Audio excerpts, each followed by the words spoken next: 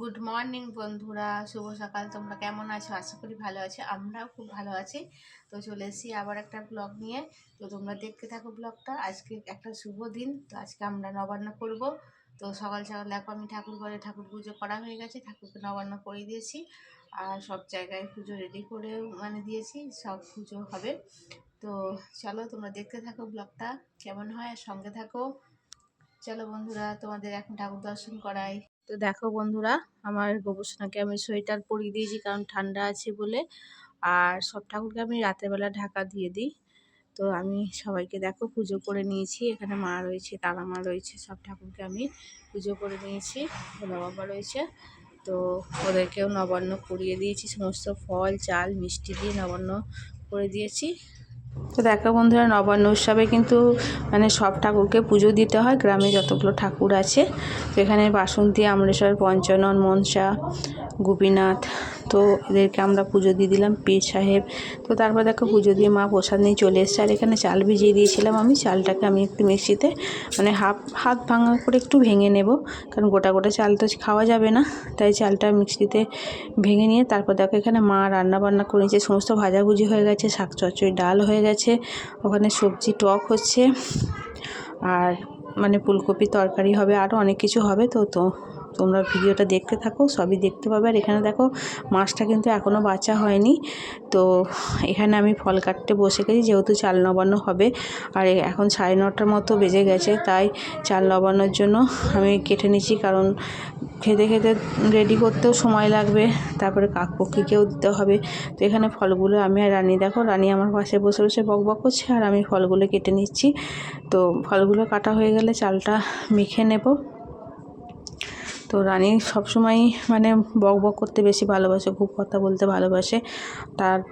তারপরে দেখো চাল নবান্ন মেখে রেডি করে রেখে দিলাম, ফল টল কেটে। তারপরে বামুন এসেছিলো তুলসীতলায় পুজো করতে আর ঋতুকে পুজো করতে। তো এখানে দেখো তুলসীতলায় পুজো করতে বামুন এখানে তুলসীতলায় পুজো করে নিল। তো পুজোটা হয়ে গেল, আমি এখানে শাক টাক বাজিয়ে দিলাম, তারপরে চলে এলাম দেখো চাল মাখতে। তো এখানে ফল কাটা হয়ে গেছে, আর প্রসাদের একটা ফল থালা একটা আলাদা কেটেছি। আর এটা হচ্ছে চাল, এখানে আরও কলা টলা দিয়ে, ক্ষীর দিয়ে, দুধ দিয়ে, তারপরে ক্ষীর আছে, দুধ আছে, খেজুর গুড় আছে, কলা আছে, নারকেল আছে, সমস্ত রকমের ফল আছে। তো এটা খেতে এত টেস্টি হয়, আর এটা কিন্তু এই নবান্নের সময়তেই খাওয়া হয়। আর কিন্তু তো দেখো ভালো করে তো সমস্ত ফল দিয়ে ভালো করে মেখে নিচ্ছি, আর ঠাকুরকে দেওয়া হয়ে যাবে। তারপর আমি আবার যে পুজো করা যে ফলগুলো রয়েছে, সেই ফলগুলো আমি দিয়ে দেব। তো চালটা কিন্তু ভালো করে গুড়টা মিশিয়ে নিতে হবে, নাহলে মিষ্টিটা কম হবে। আর ক্ষীর দেওয়া হয়েছে, সেটাও ভালো করে মেখে নিতে হবে। তো ভালো করে মেখে টেকে নিয়ে তারপরে দেখো ফলগুলো দিয়ে দিলাম। আর অরিকে বললাম চান টান করে আয়। তো চান টান করে আমাদের এবার ঠাকুরকে তুলসী তলায় কাক পাখিকে এগুলো আমাদের দেওয়ার নিয়ম আছে। তো বাবুকে বললাম। তো তারপর দেখো বাবু মাছ উঠোনে কাক পাখিকে দিয়ে দিল। তারপরে তুলসী তলায় দিলাম, গুরুজনদের উদ্দেশ্যে দিলাম, গোমাতাকে দিলাম। তো এদের সবাইকে দিয়ে দিলাম। আর রানীও এখানে মাঝখানে ঢুকে পড়েছিল, তো রানীকে বার করে দিলাম, কারণ ছোট্ট জায়গা তুলসী তলাটা হয়ে গেছে।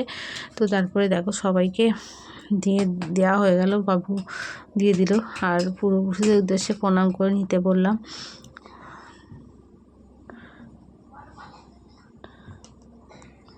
তো তারপরে এটা দিয়ে দেওয়া হয়ে গেল। প্রণাম করে চলে আসার পর আমরা এবার সবাই মিলে চাল নবান্ন করব। আর বছরে এটা কিন্তু একবারই হয়, সেটা হয় অঘ্রাণ মাসে নতুন ধান ওঠার পর। সকলেই করে, গ্রাম বাংলায় তো সকলেই এই চাল নবান্নটা করে। আর এটা কিন্তু এত সুন্দর খেতে লাগে, বছর একবারই হয়। তো এটা খেতেও কিন্তু খুব সুন্দর লাগে। তো দেখো প্রসাদের ইয়েটাও দিয়ে দিয়েছি, ফল টলগুলো যেগুলো কেটে রেখেছিলাম সেগুলো ভালো করে আরেকবার আমি মিশিয়ে নিচ্ছি। তারপরে দেখো বাটি আর চামচ নিয়ে নিয়েছি, বাটি চামচে করে সবাইকে দিয়ে দেবো। কিন্তু আগে যখন আমরা ছোট ছিলাম তখন কিন্তু আমরা এটাকে কলা পাতায় খেতাম। বাবা হাতে আগে চাল দিত, তারপরে খেতাম। তো এখন এখানে বাটিতে সবাইকে দিয়ে দিলাম, একটা করে চামচ দিয়ে দিয়েছি।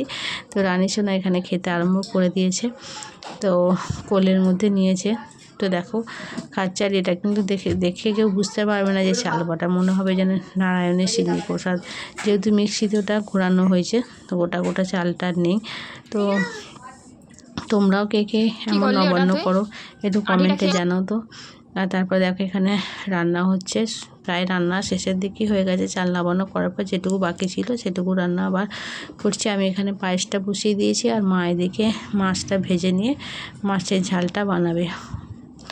আর পায়েসের কালারটা দেখো কত সুন্দর হয়েছে, একদম গাঢ় দুধ দিয়ে। আর মানে দুধের মধ্যে যদি চালটা ফুটিয়ে পায়েসটা বানানো হয়, সেই পায়েসের কিন্তু স্বাদটাই অন্যরকম হয়। তারপর এখানে দেখো খেজুর গুড়ের পাটালি এনেছিল, সেটা দিয়ে পায়েসটা বানাচ্ছি। তারপর এখানে দেখো রান্না টান্না হয়ে গেছে। এবার মানে মা অন্নপূর্ণাকে সেবা দিয়ে দেবো কলা পাতায়, তারপরে আমরা সব মানে খাবো।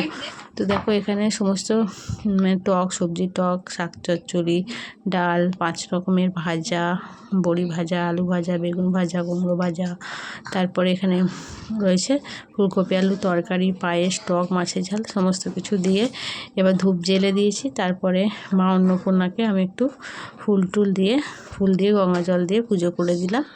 আর মাকে বললাম তুমি সেবা করো, তারপরে আমি এখানে প্রণাম করে নেব। আর এটা কিন্তু বাঙালি বাড়িতে প্রায় এই রীতিটা রয়েছে। তো তোমাদের কার কার আছে এইভাবে নিয়ম, একটু কমেন্টে জানিও অবশ্যই। ভালো লাগলে অবশ্যই চ্যানেলটাকে লাইক, শেয়ার আর সাবস্ক্রাইব করতে ভুলো না বন্ধুরা, তোমরা পাশে থেকো। তো আবার দেখা হবে নেক্সট ভিডিওতে। তো চলো এখন মা অন্নপূর্ণাকে সেবাও দিয়ে দিলাম, আমি একটু প্রণাম করে নিই। তো সবাইকে যেন মা ভালো রাখে, সুস্থ রাখে, সবার যেন মঙ্গল হোক। তো চলো টাটা বাই বাই, আবার দেখা হবে নেক্সট ভিডিওতে।